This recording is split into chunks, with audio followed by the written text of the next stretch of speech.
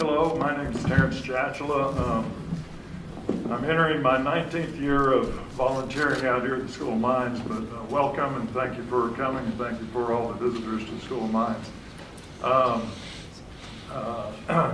Seems like all three presentations were based on the premise that climate change is caused by CO2 concentrations, which I call CO2 climate change theory. The truth and the reality is there's no experimental data that supports the tie between carbon dioxide concentrations in the atmosphere and global temperatures, unless y'all can reference me to some experimental data. I've contacted a number of people and have not found that yet. Question, please. Sorry, what? Question, please. Okay. I would urge you to take a leadership and do an experiment. My back of the envelope calculations show it can be done for about $3.7 billion. The sad thing about this premise is that it's going to keep more people in poverty for a longer period of time. Okay, I guess my question is, do you have any experimental data that supports that theory? Hi, I'm Robin Swank. I'm an independent here in Denver, 20-year petroleum geologist. I like the graph that you showed, Mr. British Petroleum, about the oil going into 2050. Do you have a corresponding one for natural gas, and what might you anticipate that looking like? What investments might be needed to meet that curve? Terrific. Let's capture one or two more questions. How about some students? To get credit for it. There you are. He's coming around.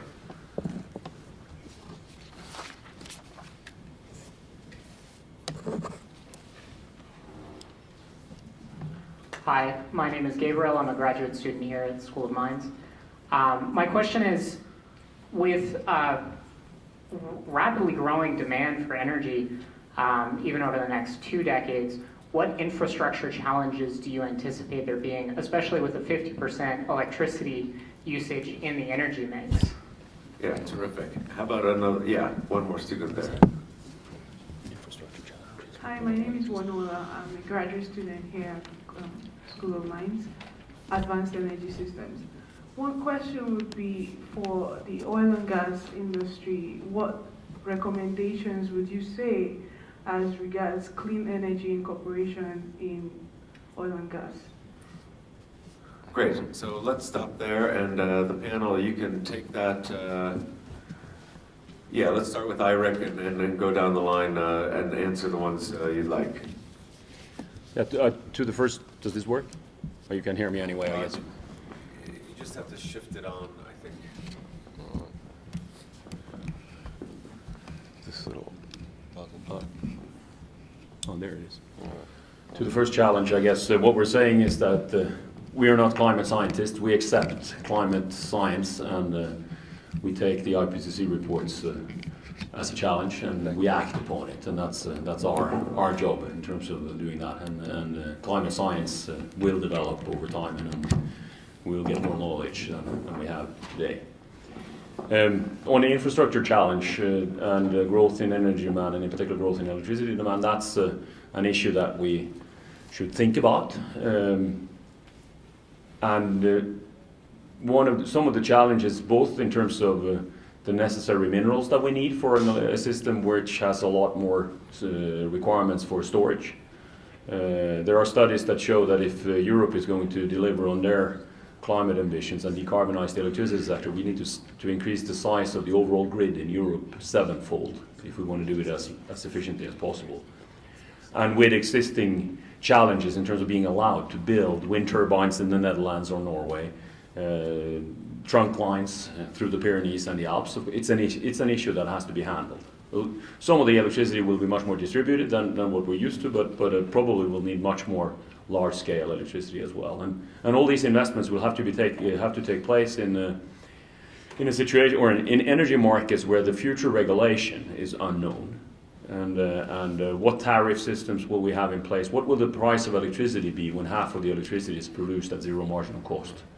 issues like that. So, and no country has responded. We don't have any regimes in the world that has answered to that type of regulatory challenge, and we see it now as an example in Germany, where last year 140 hours of the year, of the 8,700 hours, we had significantly negative wholesale price of electricity because of the regulation. And you also have the shut-ins in California as an example. So massive regulatory challenges to make this happen. It will happen. Challenges are there to be solved, but it's not a given that it's going to be a smooth ride.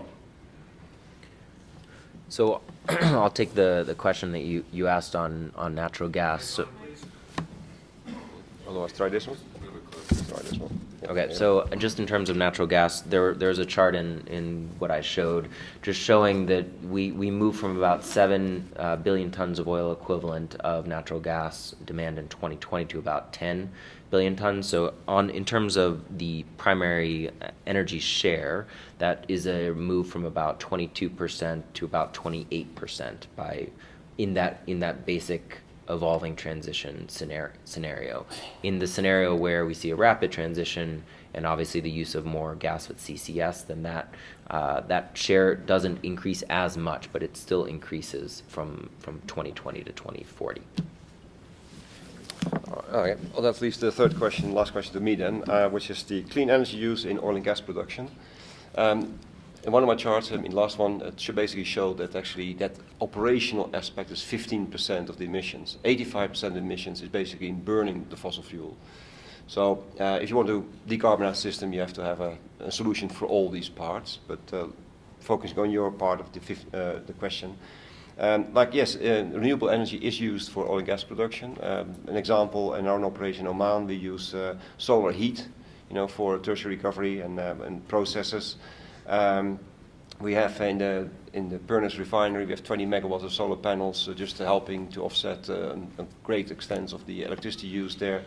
We're in wind parks and all the stuff, so all these things are coming in. But like I say, that's only that scope 1 and 2 part of the emissions. But also the targets actually I showed for our company includes scope 3. So when we said we want 50% reduction of our fuels we provide to our customers by 2050, that means we also have to find a solution for the end use, because otherwise it just doesn't work, right? I mean, so you have to be realistic in that. But anyway, but indeed, the synergy between renewable and fossil, especially I think the fossil fuel infrastructure, will become more apparent as the renewable industry is going to grow and need to, piggyback on, for instance, the gas infrastructure to spike hydrogen from green electrons into the system. So again, those regions who actually have existing infrastructure, they can piggyback on something existing and therefore hopefully have a lower cost to the end consumer, which helps the infrastructure problem again, Eric, you to discuss. Okay, I'd like to leave it with that. Okay, let's take 2 more questions. Yeah, students, great. And we have the roaming mic. It's a great opportunity, students. You don't get people like this here every day, so take advantage of it. 2 questions. Hey, my name is Kemal. Hang on. I'm working for a government agency in Indonesia. I used to study here. My question is, looking at you guys' scenarios, what is your strategy in terms of explorations and development? Like, are you guys going to explore, still going to do explorations, or are you just giving the resource production ratios to some years, or something like that? Whether you want to develop it for reserve, which is with a quick return, or with the capex and stuff. That would be awesome. Okay, and one more question over here, and then we'll... My name is Amir, and I'm a Minerals and Energy Economics student at Mines. I want to know what's the outlook for natural gas, say, to 2060. Are we looking at like a bridge fuel to the future before renewables completely take over? Or is natural gas here to stay? If natural gas is here to stay, let's say we assume that, so how do we convince the society to invest in the infrastructure that's needed to get natural gas to places that, say, suppose that are landlocked, right? So the heart of Africa, for example. So that's my question. Okay, and one more. You have one. Yeah, Greg is right in front of you. Greg.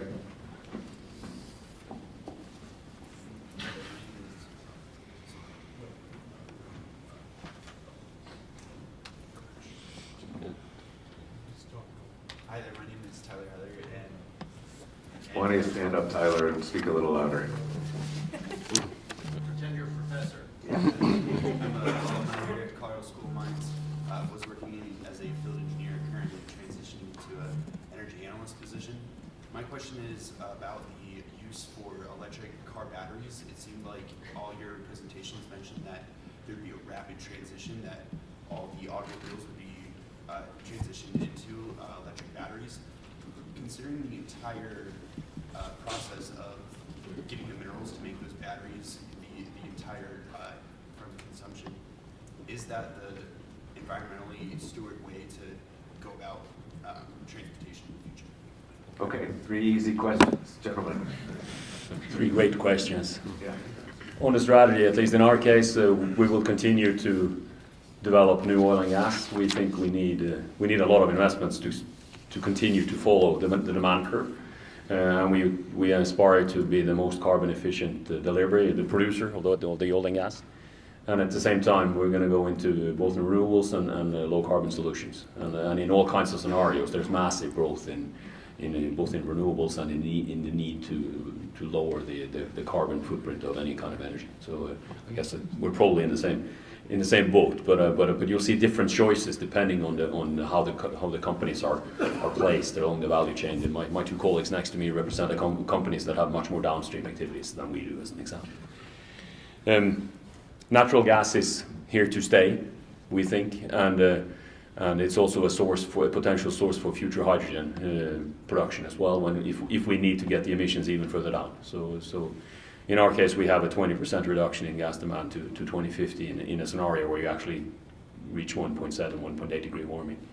So natural gas is here to stay. And then the challenge for gas is that it's more capital intensive and it's less profitable than oil. It has much longer lifetimes before it becomes cash flow positive. So that's a market. It's a market issue. It's the price will have to go up if we're going to get sufficient amounts of investments. I'll leave the electric batteries, but I'll leave the word to the others in interest of time. But it's a massive challenge. So just to take those 3 main questions. So first, likewise, we see gas as being a very critical part of the energy system. We right now have a portfolio that is constituted in roughly 60% for natural gas going out to 2025, excluding Rosneft. We also instituted a reduce, improve, create transition framework about a year ago.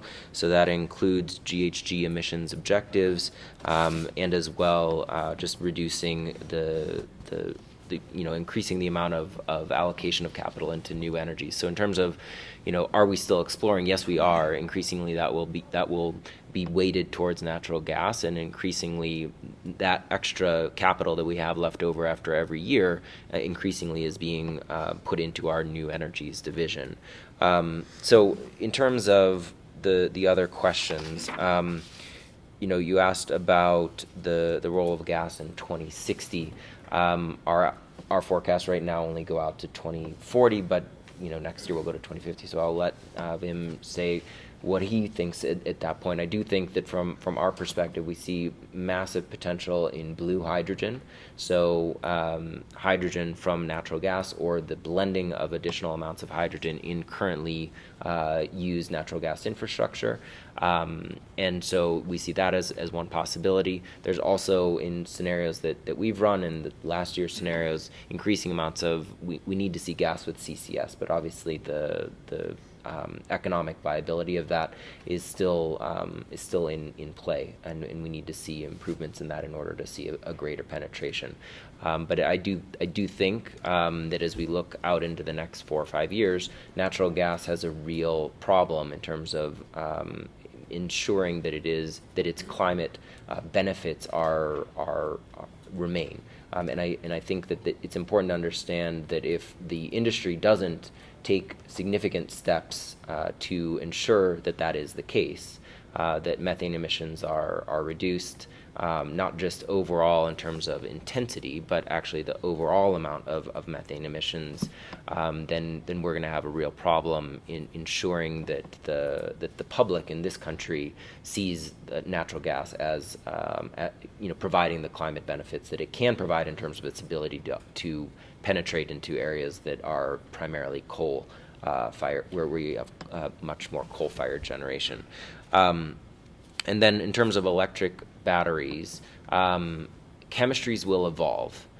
And so while we have this concentration of cobalt in only one or two key countries that are not, Democratic Republic of Congo, not democratic nor a republic, then that is a problem now. But based on our modeling, going out into the 2040 and 2050 timeframe, we see those chemistries continuing to evolve, where cobalt is less of the composition of the battery. And I know Morgan has spent a significant amount of time on that, so maybe that's something that he'll talk about as well. So. Okay, Bisbee on the last word. Oh, hi. Well, there's a lot, most have said actually, so I don't need to go too much detail. But just say on the gas question. So even in the Sky scenario, by the late 2040s, the world still consumes as much gas as it does today. And in the meantime, we have to have up the ante a little bit, because in our scenario, gas is the low-hanging fruit to replace the coal investment. So coal is flat, peaking. It already peaked in 2014, and it stays flat in our scenario. So gas have to take over in the medium term.